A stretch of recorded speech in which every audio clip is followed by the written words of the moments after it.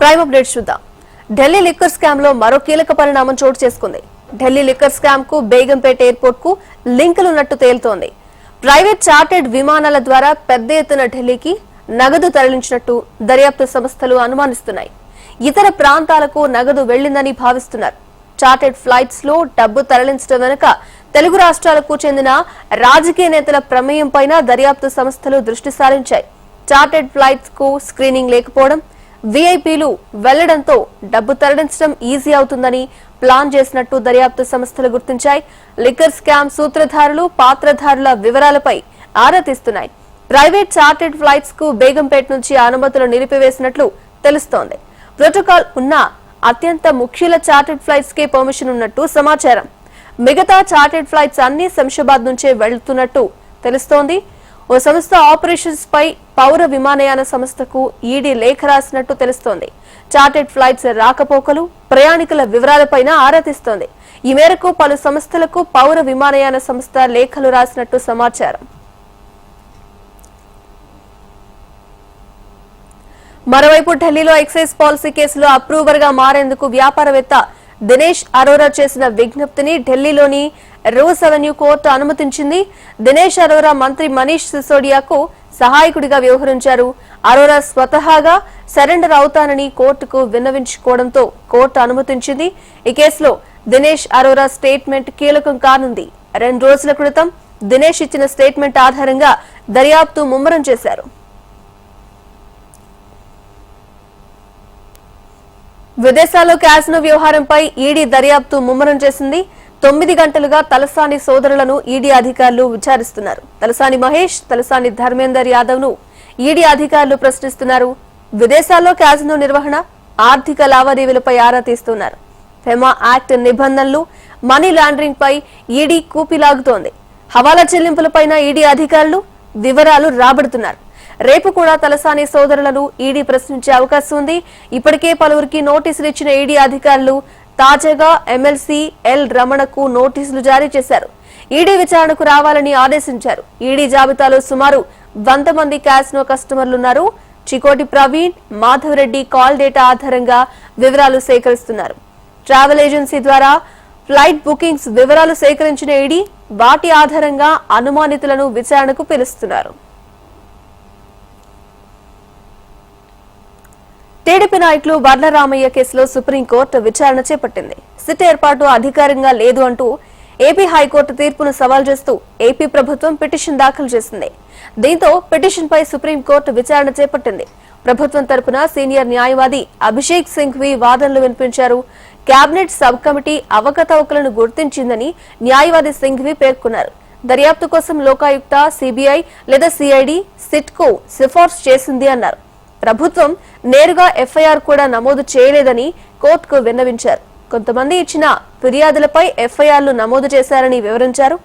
రాజకీయ కక్ష సాధింపు అంటూ విచారణను నిలుపుదల చేయాలని న్యాయవాది సింఘ్వి కోర్టుకు విన్నవించారు. ఏపీసీఐడి 2 ఎఫ్ఐఆర్లు నమోదు చేసిందని ధర్మాసనం పేర్కొంది. ఫైబర్ నెట్ లో అవకతవకలపై ఎఫ్ఐఆర్లున్నాయని ధర్మాసనం ప్రస్తావించింది. ఎఫ్ఐఆర్లు నమోదు చేయలేదని ఎలా అంటారని ధర్మాసనం ప్రశ్నించింది. సిబిఐ దర్యాప్తు జరిపించాలా వద్దా అన్న విషయంపై చర్చిద్దామని ధర్మాసనం పేర్కొంది. మరోవైపు మాజీ మంత్రి నారాయణను విచారించేందుకు సిఐడికి ఏపీ హైకోర్టు అనుమతిచ్చింది. అమరావతి మాస్టర్ ప్లాన్ అలైన్మెంట్ లో అక్రమాలకు పాల్పడ్డారని నారాయణపై సిఐడి అధికారులు కేసు నమోదు చేశారు. విచారణకు రావాలని గతంలోనే నోటీసులు ఇచ్చారు. సిఐడి విచారణను సవాల్ చేస్తూ నారాయణ పిటిషన్ హైకోర్టులో దాఖలు చేశారు. దీనిపై స్పందించిన ఏపీ ఉన్నత న్యాయస్థానం విచారణ జరిపి సిఐడి దర్యాప్తు చేయవచ్చని హైకోర్టు స్పష్టం చేసింది. ఇంకోవైపు ఆంధ్రప్రదేశ్ హైకోర్టులో అమరావతి రైతులకు నిరాశ ఎదురైంది. పాదయాత్రపై సవరణ కోసం దాఖలు చేసిన పిటిషన్లు ఏపీ హైకోర్టు డిస్మిస్ చేసింది. పిటిషన్లకు విచారణ అర్హత లేదని స్పష్టం చేసింది. సింగిల్ జడ్జి తీర్పును సవాల్ చేస్తూ అమరావతి రైతులు పిటిషన్లు దాఖలు చేశారు. గతంలో ఇచ్చిన ఆదేశాలు పాటించాలి అన్న హైకోర్టు పిటిషన్లు డిస్మిస్ చేస్తూ ఆదేశాలిచ్చింది.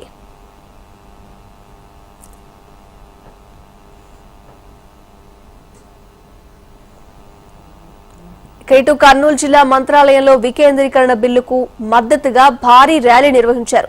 వైఎస్ఆర్సీపీ కర్నూలు జిల్లా అధ్యక్షులు మంత్రాలయం ఎమ్మెల్యే వై బాలనాగిరెడ్డి ఆధ్వర్యంలో పార్టీ కార్యకర్తలతో ప్రదర్శన చేపట్టారు. మంత్రాలయం ఆర్ఎన్బి అతిథి గృహం నుంచి రాఘవేంద్ర సర్కిల్ దాకా ర్యాలీ నిర్వహించారు. వైఎస్ఆర్ విగ్రహానికి పూలమాలలు వేసి నివాళులర్పించారు. ముఖ్యమంత్రి జగన్మోహన్ రెడ్డి ఆంధ్రప్రదేశ్ లో అన్ని ప్రాంతాలను అభివృద్ధి చేయాలని ప్రయత్నిస్తుంటే చంద్రబాబు నాయుడు అభివృద్ధి నిరోధకుడిగా మారాడని మండిపడ్డారు. కర్నూలు జిల్లాలో చంద్రబాబు పర్యటనను అడ్డుకుంటామని హెచ్చరించారు. చంద్రబాబు గో బ్యాక్ అంటూ నినాదాలు చేశారు.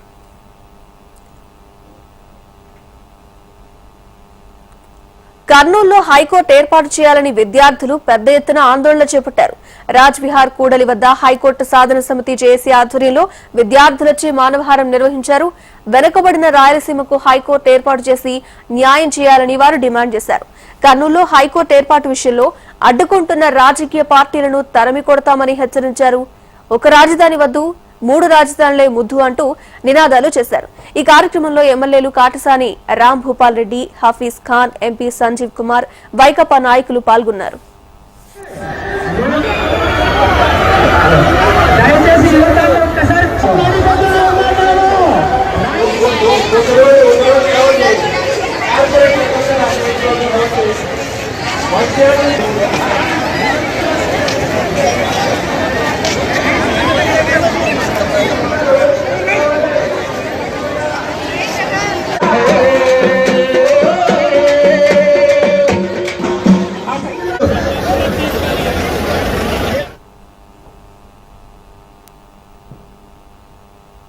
ఆరోగ్య రంగం బలోపేతం దిశగా తెలంగాణ ప్రభుత్వం అడుగులు వేస్తోంది. 10,000 సూపర్ స్పెషాలిటీ పడకల ఏర్పాటు దిశగా చర్యలు చేపట్టింది. 2,000 పడకల నిమ్స్ విస్తరణ ప్రాజెక్టుకు పరిపాలనా అనుమతులు ఇచ్చింది. ఇప్పటికే నిమ్స్ లో 1,800 పడకలు అందుబాటులో ఉన్నాయి. 4,000 పడకలతో నగరం నలువైపులా 4 టిమ్స్ నిర్మాణాలు చేపడుతోంది. వరంగల్లో 2,000 పడకల సూపర్ స్పెషాలిటీ ఆసుపత్రి నిర్మాణం జరుగుతోంది. ఇవన్నీ కలిపి మొత్తం సూపర్ స్పెషాలిటీ పడకలు 10,000కు చేరనున్నాయి. నిమ్స్ విస్తరణలో భాగంగా 2,000 పడకలు అందుబాటులోకి రానుండగా అందులో నిమ్స్ లో 500 ఐసీయూ బెడ్స్, నర్సింగ్ తో పాటు 42 విభాగాలు అందుబాటులోకి రానున్నాయి. అనుబంధ హెల్త్ సైన్సెస్ ట్రైనింగ్ విభాగం కూడా అందుబాటులోకి రానుంది.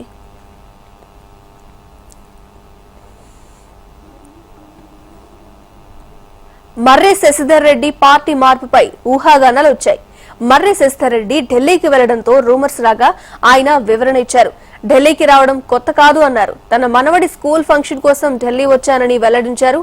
రాజకీయాల్లోనే ఉన్నానని, ఇంకా రిటైర్డ్ కాలేదని అన్నారు. ఢిల్లీకి వచ్చిన విమానంలో అన్ని పార్టీల నేతలు ఉన్నారని, బీజేపీలో చేరేందుకే వచ్చాను అనడం వాస్తవం కాదని మర్రి శశిధర్ రెడ్డి స్పష్టం చేశారు.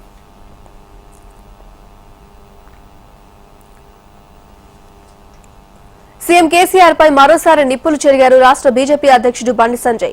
కేసీఆర్ ఏ యుద్ధం ప్రకటించినా తాము సిద్ధంగా ఉన్నామని బండి సంజయ్ తేల్చి చెప్పారు. కానీ కేసీఆర్ పై బీజేపీ ఎప్పుడో యుద్ధం ప్రకటించింది అన్నారు. ఢిల్లీలో అనేక సార్లు బీజేపీ అధిష్టానాన్ని కలిసిన కేసీఆర్ 37 మందిని పార్టీలో చేర్చుకున్నారని ఆరోపించారు. ప్రగతి భవన్ ను ఓ జైల్లా ఆ 4 ఎమ్మెల్యేలు ఫీల్ అవుతున్నారని, వారిని అక్కడ ఎందుకు నిర్బంధించారో కేసీఆరే సమాధానం చెప్పాలి అన్నారు. ఈ నెల చివరి వారంలో 5వ విడత ప్రజా సంగ్రామ యాత్రను ప్రారంభించబోతున్నట్లు బండి సంజయ్ తెలిపారు.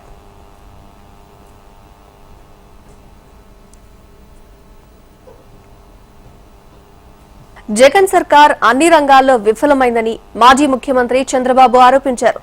కర్నూలు జిల్లా దేవరకొండ బాదురే కార్యక్రమంలో భాగంగా నిర్వహించిన రోడ్ షోలో బాబు ఏపీ సీఎం జగన్ పై విరుచుకుపడ్డారు. చెత్తపై పన్ను వేసిన సీఎం ఈ దేశంలో జగన్ ఒక్కరే అని ఎగతాళి చేశారు. రాష్ట్రంలో సిఐడి పనికిమాలిన శాఖగా మారింది అన్న చంద్రబాబు దేశవ్యాప్తంగా నమోదవుతున్న రైతు ఆత్మహత్యల్లో ఏపీలోనే ఎక్కువగా నమోదవుతున్నాయని చంద్రబాబు ఆరోపించారు.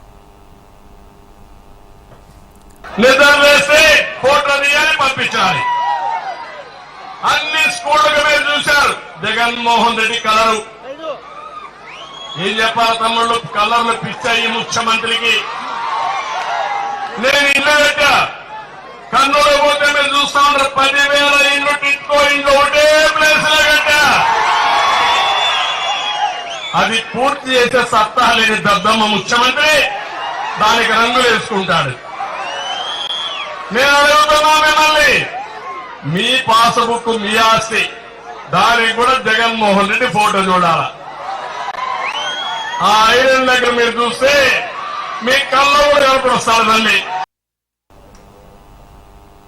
జగనన్న కాలనీల గురించి మాట్లాడే అర్హత పవన్ కళ్యాణ్ కు లేదని మంత్రి మేరుగ నాగార్జున విమర్శించారు. సకల సౌకర్యాలతో నిర్మిస్తున్న జగనన్న కాలనీల గురించి పవన్ కళ్యాణ్ కు ఏం తెలుసని ప్రశ్నించారు. పోలవరంపై తెలంగాణ మంత్రి హరీష్ రావు చేసిన వ్యాఖ్యలపై మంత్రి నాగార్జున స్పందిస్తూ ఏపీని ఎలా అభివృద్ధి చేసుకోవాలో తమకు తెలుసన్నారు. చంద్రబాబు రాష్ట్రాన్ని కొల్లగొట్టారని 2004 ఎన్నికల్లో ఎవరు గెలుస్తారో తేలుతుందని మంత్రి మేరుగ నాగార్జున అన్నారు. చంద్రబాబు నాయుడు గారు అమరావతిని రాజధానిగా పెట్టాలనుకున్నాడు. 5 ఏళ్ళు ఆయనకు అవకాశం వచ్చింది. రాజధానిగా పెట్టాలనుకునే వ్యక్తి విజయవాడ గుంటూరు మధ్య అందరికీ అందుబాటులో ఉండే పరిస్థితితో చూసుకుని పెట్టాలి. దరిదాపు సంవత్సర కాలం ఇదిగిదిగో నిజువీళ్ళలో అన్నాడు, ఇదిగిదిగో గుంటూరులో అన్నాడు, ఇదిగో విజయవాడ మధ్యలో అన్నాడు, నాగార్జున యూనివర్సిటీ దగ్గర అన్నాడు. ఇవన్నీ తిప్పుతూ ప్రజలను మోసం చేశాడు. తీసుకెళ్లి మొళ్ళ కంచెల్లో మొళ్ళ పొదల్లో ఎందుకో పనికిరాని ప్రాంతాన్ని ఎంచుకున్నాడు. ఆ ప్రాంతాన్ని అభివృద్ధి చేయాలని ఆలోచనతో ఉన్నాడు. అది కూడా చేయలా. అది గమనించినటువంటి ఈ రాష్ట్ర ముఖ్యమంత్రి ఈ రాష్ట్రం అభివృద్ధి చెందాలన్న ఆలోచనతో 3 ప్రాంతాలు, ఇటు రాయలసీమ ప్రాంతం, మరి కోస్టల్ ప్రాంతం, ఉత్తరాంధ్ర ప్రాంతం 3 ప్రాంతాలు అభివృద్ధి చెందితే ఈ రాష్ట్రంలో ఉన్నటువంటి భావితరాలకు భవిష్యత్తు ఉంటుందన్న ఆలోచనతో వికేంద్రీకరణ తీసుకున్నారు. తిరుమల శ్రీవారిని కేంద్ర మంత్రి గజేంద్ర సింగ్ షెకావత్ దర్శించుకున్నారు. ఉదయం వీఐపీ బ్రేక్ దర్శనంలో స్వామివారిని దర్శించుకున్న మంత్రి దేశంలోని ప్రజలందరూ సుభిక్షంగా ఉండాలని, దేశం మరింత పురోభివృద్ధి సాధించాలని స్వామివారిని కోరుకున్నట్టు తెలిపారు. కేంద్ర మంత్రి వెంట మంత్రి అంబటి రాంబాబు, రాజంపేట ఎంపీ మిథున్ రెడ్డి, చిత్తూరు ఎంపీ రెడ్డప్పలు ఉన్నారు. స్వామివారి దర్శనానంతరం రంగనాయకుల మండపంలో పండితులు ఆశీర్వచనం చేయగా ఆలయ అధికారులు పట్టువస్త్రంతో సత్కరించి స్వామివారి తీర్థ ప్రసాదాలను అందజేశారు. भगवान बालाजी के दर्शन कर लोक कल्याण के लिए, देश में अच्छी बरसात हो, लोगों के धन धान्य से घर परिपूर्ण हो, भारत जिस रास्ते पर, जिस प्रगति के पथ पर चला है, हम उस प्रगति के पथ पर ठोस कदमों से आगे बढ़ते हुए विकसित देश बने और विश्व में शांति का वातावरण ऐसा स्थापित हो, इसके लिए आज भगवान बालाजी को प्रार्थना की। కొమరం భీం జిల్లా కాగజ్ నగర్ లో రాష్ట్ర హోంమంత్రి మహమ్మద్ అలీ ఇంద్రకరణ్ రెడ్డి పర్యటించారు.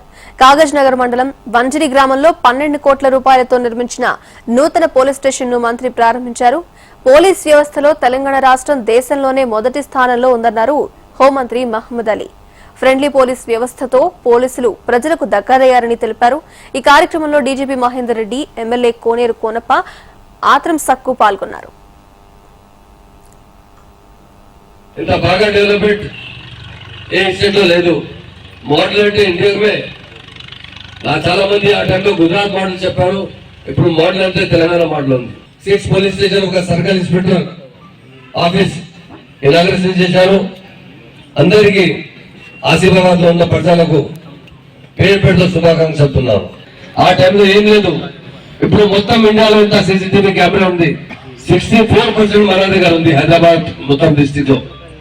ఆ మొత్తం ఇండియాలో మా పోలీసు అంటే చాలా బాగా పేరు తీసుకొచ్చారు. ప్రజాప్రతినిధులుగా ఎన్నికైన వాళ్లు ప్రజల కష్టాలను పట్టించుకోకుండా ప్రశ్నిస్తే బూతులు తిట్టడం, కేసులు పెట్టడం ఏమిటని వైఎస్ తెలంగాణ పార్టీ అధ్యక్షురాలు షర్మిల ప్రశ్నించారు. కరీంనగర్ జిల్లాలో ప్రజాప్రస్థాన యాత్రలో మానకొండూరును సందర్శించారు. మానకొండూరు ఎమ్మెల్యే రసమయ్యి బాలకిషన్ వ్యవహారంపై విచారం వ్యక్తం చేశారు. ప్రశ్నించిన వారిపై కేసులు పెట్టి ఇబ్బంది పెట్టడం, దత్తత తీసుకున్న గ్రామాన్ని పట్టించుకోని ఎమ్మెల్యే నియోజకవర్గానికి ఏం చేశారని షర్మిల ప్రశ్నించారు. ఎవరికైనా కనిపిస్తున్నాడా మీ ఎమ్మెల్యే? ఎవరైనా వెళ్లి పనులు అడుగుదామంటే ఉన్నాడా? కనుబడుట లేదా? పోలీసులు గమనించాలి. ఎమ్మెల్యే గారు కనుబడుట లేదు, అంతేనా తల్లి? నేనేం తక్కువ తిన్నా అని 100 ఎకరాలలో ఈయన కూడా ఫామ్ హౌస్ కట్టుకున్నాడట. కేసీఆర్ గారు ఫామ్ హౌస్ వరకు కాళేశ్వరం నీళ్లు తీసుకుపోతున్నాడని ఈయన కూడా ఫామ్ హౌస్ వరకు కాలువలు తోయించుకొని మరి నీళ్లు తీసుకుపోతున్నాడట కదా. ఒక గ్రామాన్ని దత్తత కూడా తీసుకున్నాడట కదా మీ ఎమ్మెల్యే. పాపం వరదొచ్చి ఆ గ్రామం అంతా మునిగిపోతే కనీసం అటు వైపు కూడా వెళ్ళలేదట కదా మీ ఎమ్మెల్యే. ఒక్క రూపాయి సాయం చేసింది కూడా లేదట కదా మీ ఎమ్మెల్యే. దళితులకైనా ఏమైనా చేసిండ్రా? 3 ఎకరాల భూమి ఇచ్చిండ్రా? 3 ఎకరాల భూమి కోసం వీళ్ళ దగ్గరికి పోయి, క్యాంప్ ఆఫీస్ దగ్గరికి పోయి 2 మనుషులు నిప్పంటించుకుంటే పాపం ఒక మనిషి చచ్చిపోయాడట కదా. ఏమైనా పట్టిందా వీళ్లకు? పాపభీతి ఉందా వీళ్లకు? అసలు ప్రజలకు మాటిచ్చామే, ఆ మాట మీద నిలబడాలన్న సోయుందా వీళ్లకు? అభిమానుల కన్నీటి నివాళులు, ప్రముఖుల సంతాపం, కుటుంబ సభ్యుల అశ్రునయనాల మధ్య తెలుగు ప్రజల అభిమాన హీరో సూపర్ స్టార్ కృష్ణ అంత్యక్రియలు ముగిశాయి. ప్రభుత్వ లాంఛనాలతో సూపర్ స్టార్ కృష్ణకు జూబ్లీహిల్స్ మహాప్రస్థానంలో అంతిమ సంస్కారాలు నిర్వహించారు. పోలీసు కాల్పులు జరిపి గౌరవ వందనం సమర్పించారు. వేలాదిగా తరలివచ్చిన అభిమానులు కృష్ణ అమర్ రహే నినాదాలతో హోరెత్తించారు. కృష్ణ కుమారుడు మహేష్ బాబు తండ్రి చితికి నిప్పంటించి దహన సంస్కారాలు నిర్వహించారు.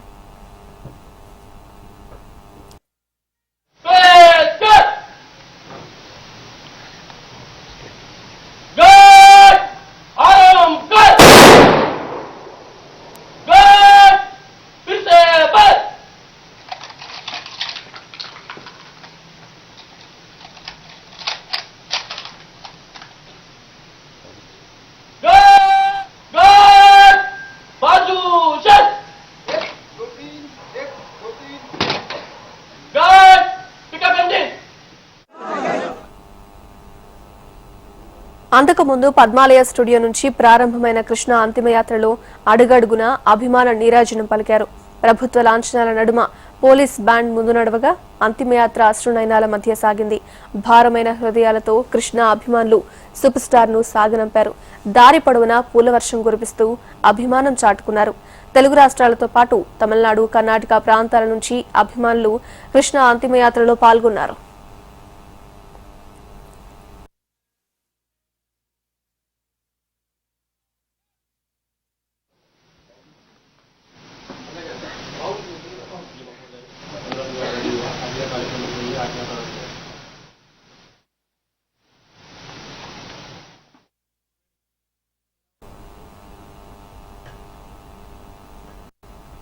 పద్మాలయ స్టూడియోలో రాజకీయ సినీ ప్రముఖులు, అభిమానులు కృష్ణ భౌతిక కాయానికి నివాళులర్పించారు.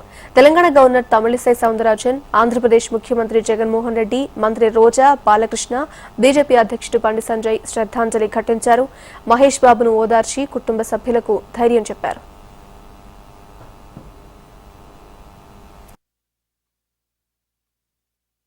తన తాతయ్య మరణం పట్ల మహేష్ బాబు కుమార్తె సితార భావోద్వేగానికి గురయ్యారు. తాతయ్యతో గడిపిన క్షణాలను గుర్తు చేసుకుంటూ ఆమె ఇన్స్టా వేదికగా ఒక పోస్ట్ పెట్టారు. కృష్ణతో దిగిన ఒక ఫోటోను షేర్ చేసి ఇకపై వారాంతపు భోజనాలు ఇంతకు ముందులా ఉండవు అంటూ రాశారు. తాతగారు, మీరు నా హీరో అంటూ పోస్ట్ చేశారు. ఏదో ఒక రోజు మీరు గర్వపడే స్థాయికి నేను చేరుకుంటానని పోస్ట్లో తెలిపారు. మిమ్మల్ని బాగా మిస్ అవుతున్నా అంటూ చేసిన పోస్ట్ నెటిజన్ల హృదయాన్ని తాకింది. బీ స్ట్రాంగ్ సీతు పాప అంటూ పలువురు ధైర్యం చెబుతున్నారు. భద్రాద్రి కొత్తగూడెం జిల్లాలో ఇంటి స్థలాల ఆక్రమణ ఇరు వర్గాల మధ్య ఘర్షణకు ఉద్రిక్తతకు దారితీశాయి. బూర్గంపాడు మండలం సారపాక శ్రీరాంపురం ఎస్టీ కాలనీలో ఇంటి స్థలాలను ఆక్రమించారని ఇరు వర్గాలు గొడవపడ్డాయి. ఏళ్ల తరబడి అటవీశాఖ అధికారులతో పోరాడి ఇంటి స్థలాలుగా ఏర్పాటు చేసుకుంటే పొరుగు ప్రాంతానికి చెందిన వారు దురాక్రమణకు పాల్పడ్డమేమిటని ఆక్రమణలను అడ్డుకున్నారు. భూ ఆక్రమణలో భాగంగా వేసిన గుడారాలను పీకేశారు. ఈ సందర్భంగా ఇరు వర్గాల మధ్య ఘర్షణ వాతావరణం నెలకొంది. గత కొన్ని సంవత్సరాలుగా నివసిస్తున్న స్థానిక గిరిజనులు ఈ సంఘటనపై బూర్గంపాడు పోలీసులను ఆశ్రయించి ఫిర్యాదు చేశారు.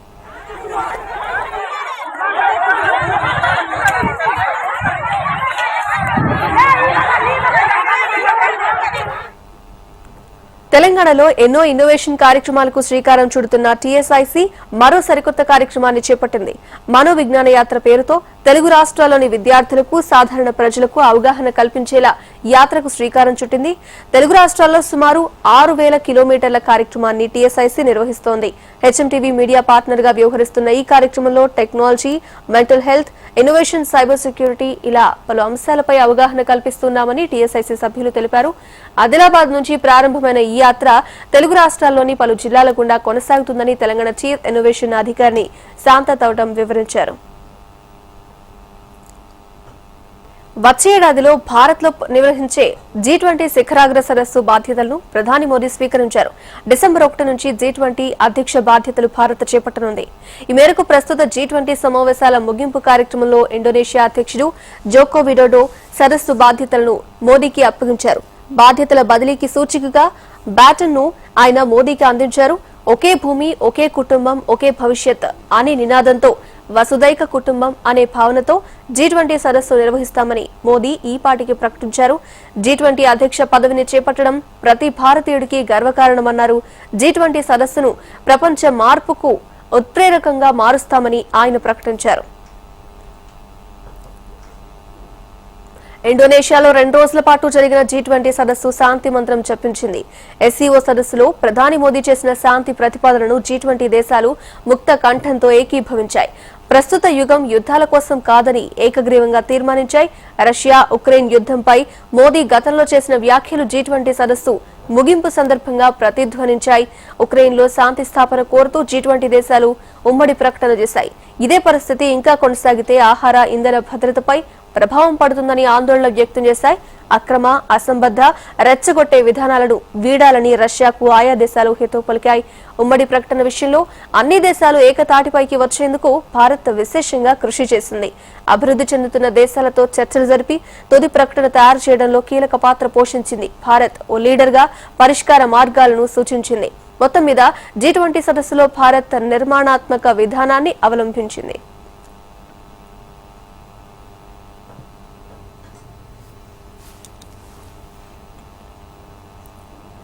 గుజరాత్ అసెంబ్లీ ఎన్నికల్లో నామినేషన్ల పర్వం కొనసాగుతోంది. సీఎం భూపేంద్ర పటేల్ నామినేషన్లు దాఖలు చేశారు. కేంద్ర హోంమంత్రి అమిత్ షా సమక్షంలో ఆయన నామినేషన్లు సమర్పించారు.